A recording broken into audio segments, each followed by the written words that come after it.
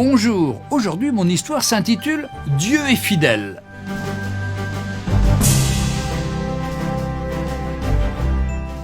Le professeur John Harrison est un cancérologue de renommée internationale. Il a effectué de nombreux travaux sur cette terrible maladie. Ce travail acharné est aujourd'hui récompensé. Il est sur le point de se rendre à une importante conférence dans une ville d'Europe, afin d'y recevoir le prix le plus prestigieux au monde. Le jour de la conférence, le professeur s'impatiente à l'idée d'embarquer sur le vol de sa compagnie préférée. L'avion décolle. Cependant, une suite d'événements va renverser ses plans. À peine 2 heures après le décollage, l'avion commence à avoir des problèmes techniques et atterrit d'urgence à un aéroport. Très inquiet à l'idée d'arriver en retard à la conférence, il se renseigne immédiatement auprès de l'agence de voyage. Qu'apprend-il ? 10 heures d'attente sont prévues afin d'espérer d'embarquer sur le prochain vol pour sa destination.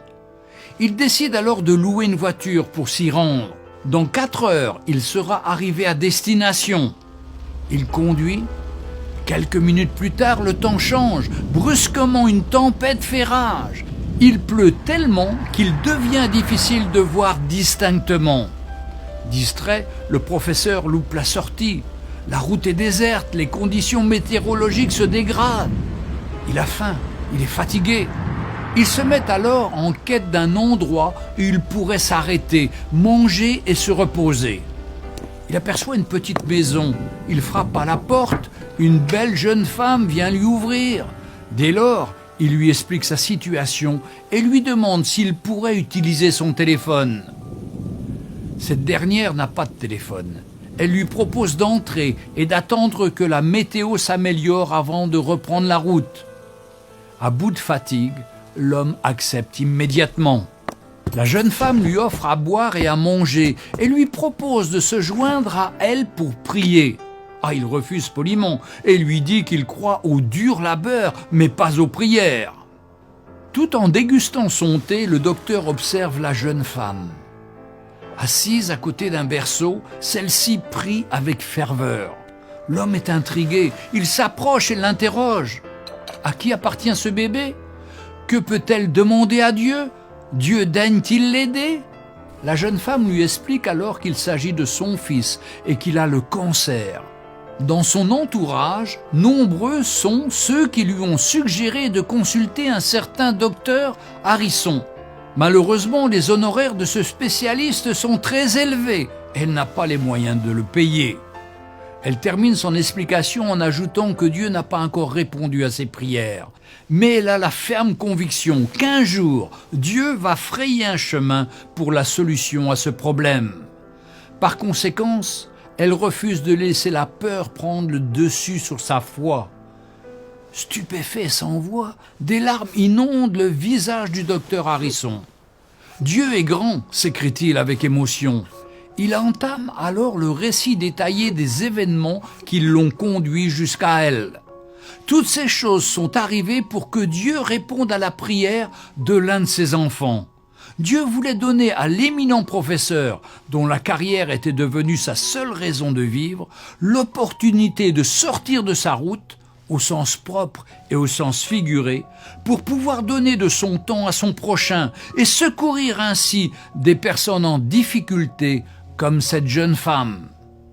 Quel Dieu admirable nous servons! Ses voies sont insondables. Notre cerveau est trop petit pour comprendre quel chemin il prendra pour répondre à nos prières. Je suis sûr que cette jeune femme n'a pas imaginé un seul instant que le docteur Harrison se trouverait un jour chez elle pour manger et se reposer. Cette histoire me rappelle beaucoup celle d'Élie et de la veuve dans la Bible. Dieu ne répond peut-être pas à nos prières selon nos voies, mais il a ses voies à lui, et il répond. Si nous comparons nos vies à un théâtre, nous pourrions voir combien derrière le décor, tel un metteur en scène, Dieu notre Créateur fait bouger les choses, les êtres humains, le temps, les circonstances, et ce, afin que toute chose concourt pour notre bien. Je veux conclure en rappelant quelle a été l'attitude de la jeune femme dans sa situation. Elle a dit au docteur Harrison que Dieu n'avait pas encore répondu à ses prières, mais qu'elle avait la ferme conviction qu'il allait trouver un chemin pour lui répondre et qu'elle ne laisserait jamais la peur prendre le dessus sur sa foi. Quelle belle attitude lorsqu'on est dans l'attente de Dieu. Son budget était restreint, mais elle n'a pas hésité à donner à manger et à boire à cet homme. À la fin, Dieu a orchestré une connexion divine.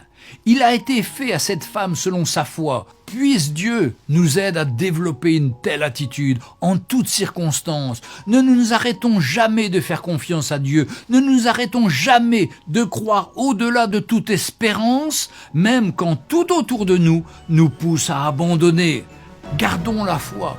Tout est une question de foi dans le Seigneur Jésus. Lui, il nous entend et il répond à notre prière. Que le Seigneur vous bénisse. Retrouvez Un jour une histoire sur www.365histoire.com.